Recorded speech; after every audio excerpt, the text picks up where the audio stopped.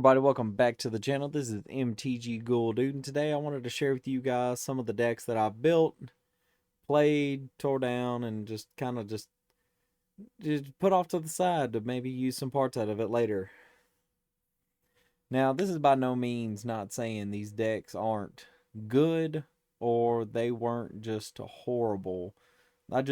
After a while of playing them, I just kind of just fell kind of out of love with them or found a deck that I wanted to build, and I just kind of started scrapping the parts from it to use for other decks. So without further ado, let's go on ahead and start with my favorite color, which was black. And we're going to talk about Josu, the first one. And we're going to talk about Josu Lynch Knight because Josu was probably the last evolution of the Gisa Ghoul Collar deck.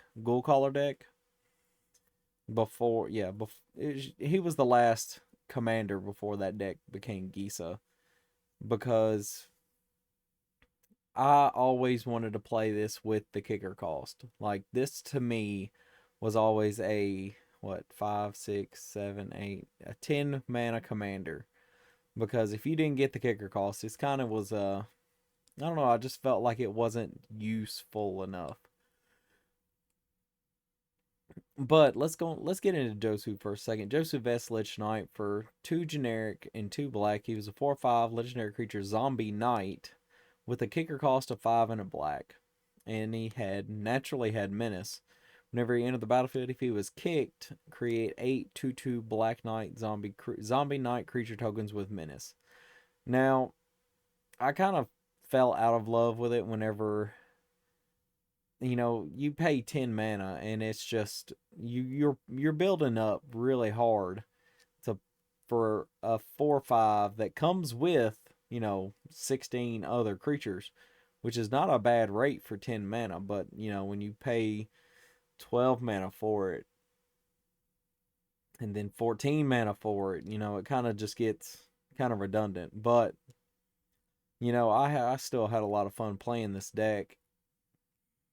But let's go back a little bit and look at the very first inclination, whatever the first deck that Gisa came from, and this is Sidisi Undead Vizier.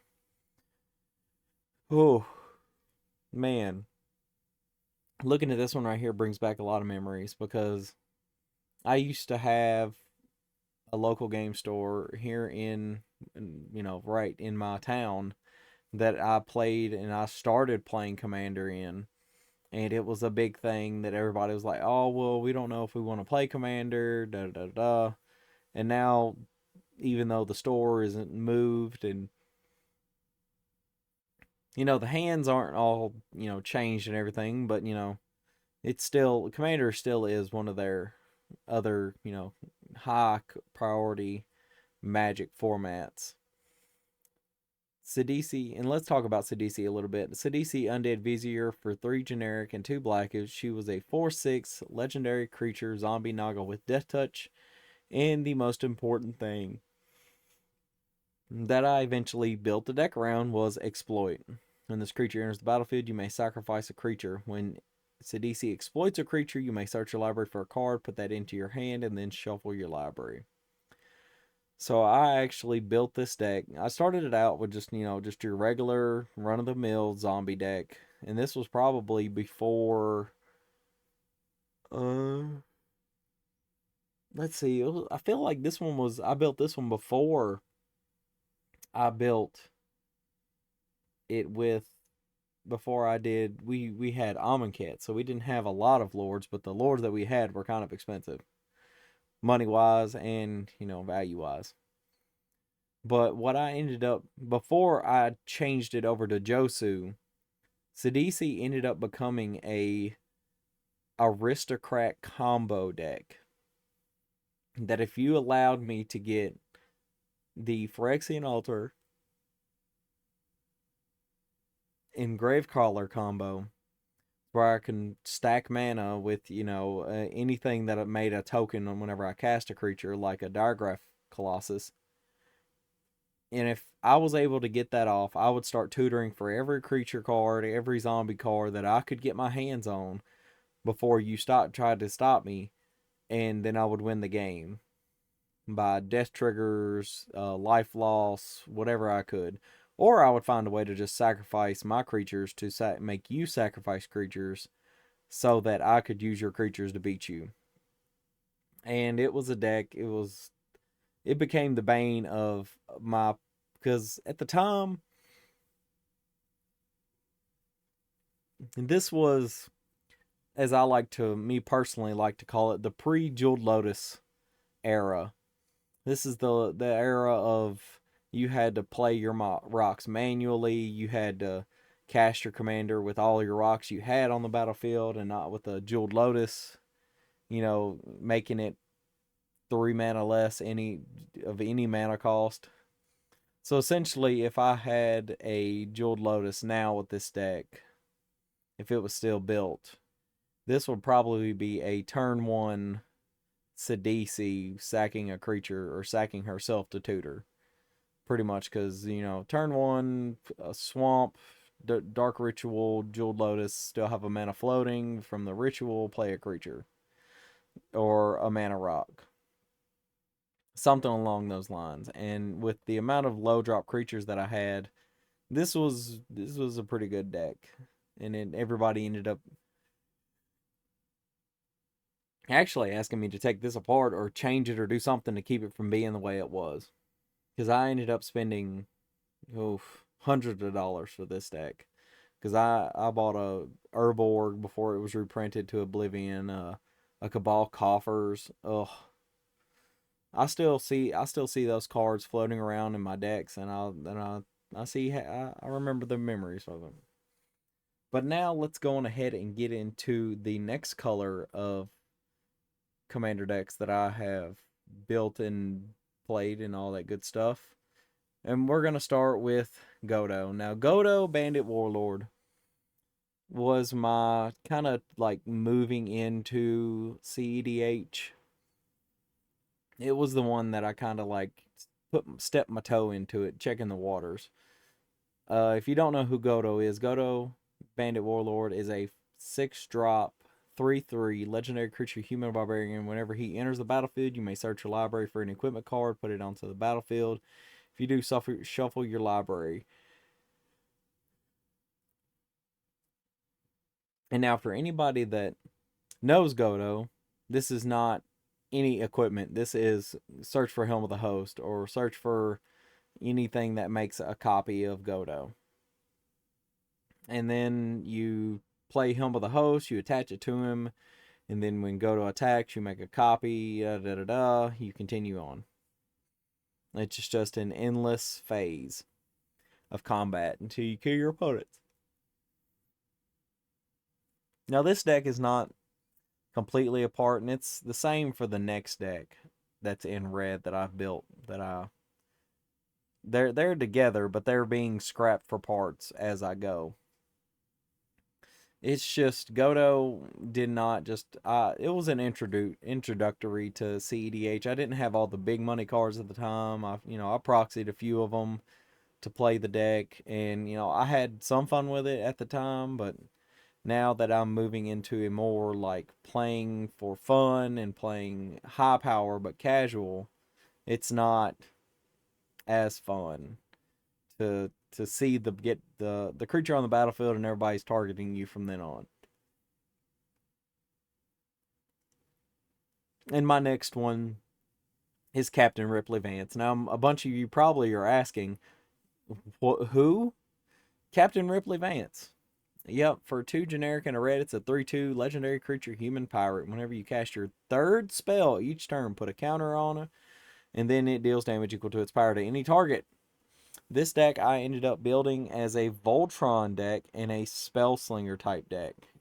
Just throw a bunch of equipments on it, play a bunch of spells, trigger it, kill your opponents with poison or just a huge amount of damage because it deals damage equal to its power, not its base power. So that's that.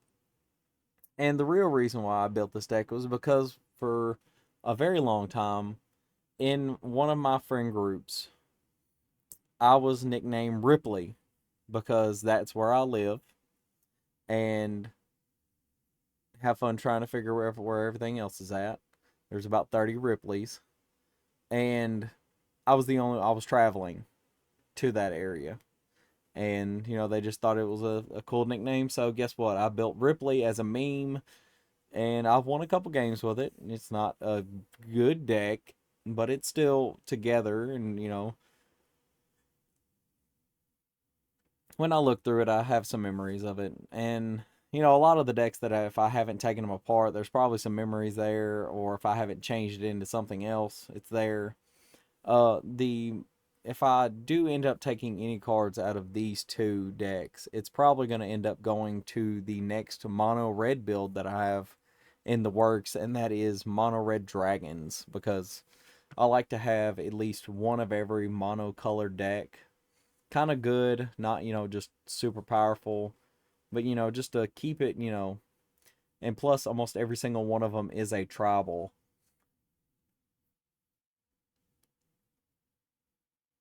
So if I think about it, White's Angels with um I forget her name every time.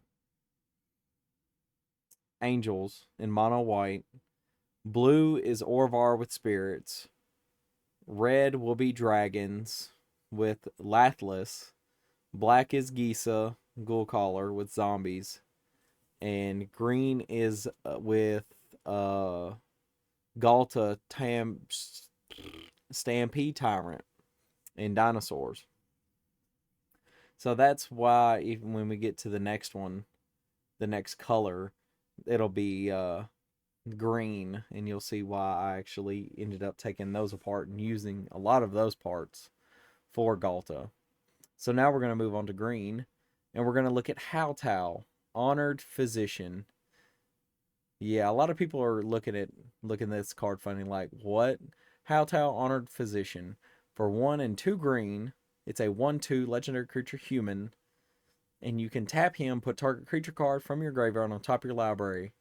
Activate this ability only during your turn before attackers are declared. So there was two combos in this deck where you could consistently loop one creature and just consistently get it back, and then make a bunch of tokens, sacrificing them, continue, continue, continue. And it was a mono green toolbox deck, and I built it and played it for maybe 2 or 3 weeks at a couple different places, and I just never could figure out why I didn't like the deck. And it was doing a thing, I guess, in my opinion, that I didn't like, because if I'm gonna do it, I'm gonna do it. I'm not gonna. This is in the most literal way. I'm not going a roundabout way to doing it. Like most of my decks that have combos or that have win conditions in them, they have straightforward win conditions. Okay, I'm a deal X damage forever to everybody until I'm the last one, which is pretty much, the kind of self-explanatory stuff I like to play. That way, everybody can look at the board state, say, hey, he's got it, let's wrap it up. And Howtow was one of those that you just kind of built up, built up, built up, and you may have gotten there, you may not have. It played a lot of creatures that, weren't that great, and some that were so good that it was hard to not play them. But if the game kept you from getting to that, then it really just kept you down. The next one is a Rasta of the Endless Web. For 2 generic and 2 green, she was a 3/5 legendary enchantment creature spider with reach. Whenever an opponent casts an instant or sorcery spell, create a 1/2 green spider creature token with reach. The first iteration of a Rasta, and this is going to sound real dirty, and I still love the iteration of this deck to this day, was Stacks. Mono green Stacks, and it played. Everybody hated this deck when I played it. I loved playing it because I like to be in the arch enemy with green, playing not creatures. and trying to make sure everybody couldn't do anything. If they tried to do anything, it wouldn't go towards me. And anytime they cast an instant sorcery, I made a spider. Now, I didn't have anything like doubling season in the deck, or I was playing stacks. I was looking for the end game to try and get as far as I could, as fast as I could, without, somebody messing with me. Like, no, you can't attack me. You can try again, though, next turn. And I really enjoyed the deck. I played it for a very long time. I kept it together forever. And then I tried to change it into just Enchantress, and it just didn't have the same feel to me. So I ended up breaking it down and Howtow down and using whatever cards I had into building Galta. And trust me, there was a lot of big money cards in from these that Galta had. But I really enjoyed playing the deck. So now we get into our final uh color, and that is multicoloreds, and we're going to talk about Geen Arcanum Weaver. I do not know what just pushed me into building Geen. Like, I thought it was different, I thought it was interesting, and to me, the concept of it is still really interesting. Geen Arcanum Weaver is a 2/3 legendary creature human wizard for red, white, black. And he has the ability to that costs red, white, black, and you can tap him, you can sacrifice an enchantment, return target enchantment card from your graveyard to the battlefield. And I loved playing the deck. I loved having the janky little win cons that I could play that you could see coming from a mile away. That, what is it called? The harmless the it was a combo where you could give your opponent something, and it's an enchantment that you could make them pretty much lose the game. But what you could do is on resolution of with the trigger on the stack, you could sacrifice it because it's an enchantment you control. It's just it's on somebody else. No, you don't control it. So you'd have to find a way to sacrifice it some other way. But either way, it's a permanent you own. There we go. They control it, you own it. There we go. And you could sacrifice it and, take it back to the battlefield and something else. And I really enjoyed playing the deck because it too was a little stacksy, and it did, kind of pit other people against you. But it had its upsides of being, the enchantment deck that nobody seen coming, or the little combos that they never seen coming. But, it fell out of favor with me. I still need a Mardu colored commander. All these different colors that I'm trying to build, and I'm kind of low key doing the 32 deck challenge. I'm just trying to find the ones that I like. And now we're going to talk about Zerda. Oh, poor Zerda. Zerda the Dawnwaker for 1 and 2 hybrid white and red. She is a 3/3. They are a 3/3.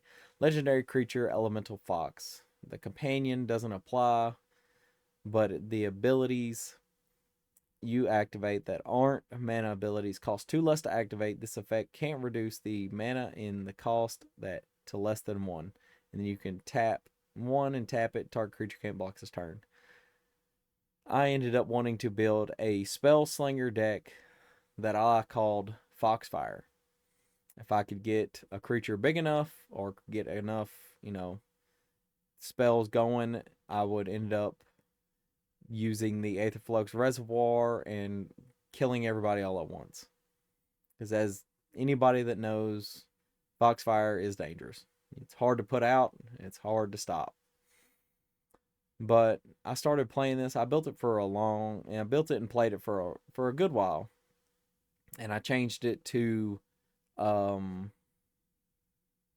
foxes, and I could never just get fully behind the idea of foxes, and I ended up not building it. So Zerda is kind of sitting over here next to the desk waiting for pieces to be taken out of it, and her and Geen have always, been there, but now they're getting pieces, moved here and there around. Because I had a basalt monolith and stuff like that, aether flux reservoir in the deck. It was a pretty spicy deck. I had a couple, I had the good stuff in it for, a spell slinger deck. But, as it goes, once you finally, figured out that you're not going to play with it no more, you just kind of throw that toy off to the side. And I ended up taking the stuff that I needed from Zerta and putting it into Atla Palani. Not Atla. Anim Pakal. There we go. I'm thinking of two different creatures. They both have red white in them. But Anim has made it a lot more fun to play. I'm still tweaking Anim, and I'm having I do end up having a hard time tweaking decks that that I really do care about, like my Corvold deck and stuff like that. But I feel like that's anybody that you curate a list and you get to play in it and you like the way it plays. But yeah, I mean it is what it is. You can't always help what you love. But zombies, whatever tribe you love, play it, tweak it, take care of it. Because even a deck that's 10 years old, if it's got the memories and it's still fun to play with, take it out every now and then. I know I have a couple decks that are sitting on the shelf right now as it is that need some love. The 40k decks I barely take out. I played the Necrons more than I play any of them. And Hello has been the bane of a lot of people's existence, because it does have some good cards in it, and it's based around using zombies to fuel casualty cost. Pauper Pirates doesn't move.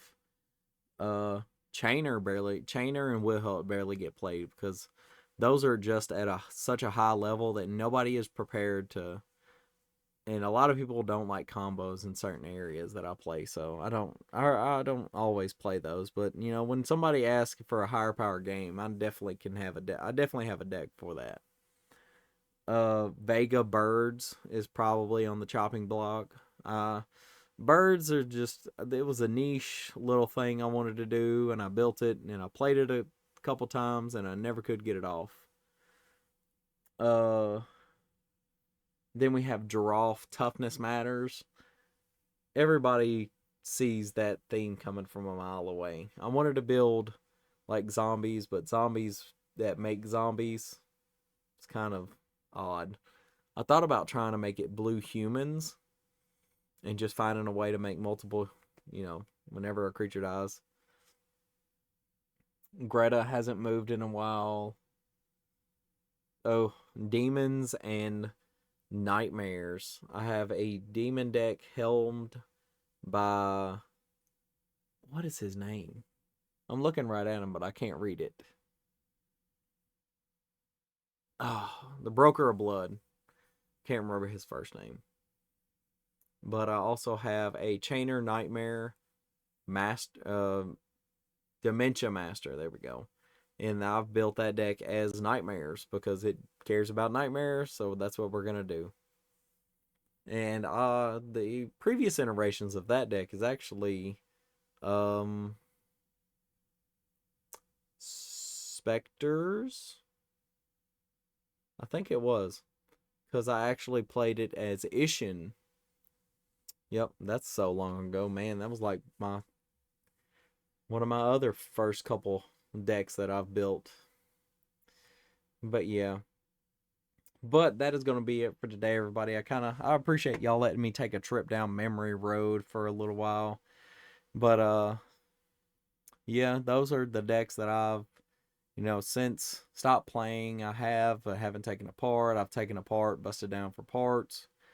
And you know, it is what it is. But down in the comments, let me know what you got, what decks kind of decks you guys have played and took apart and stuff like that. And let me know what you've built out of those decks, what the metamorphosis of that is. But that's going to be it for today, and I'll see you guys next time in the graveyard.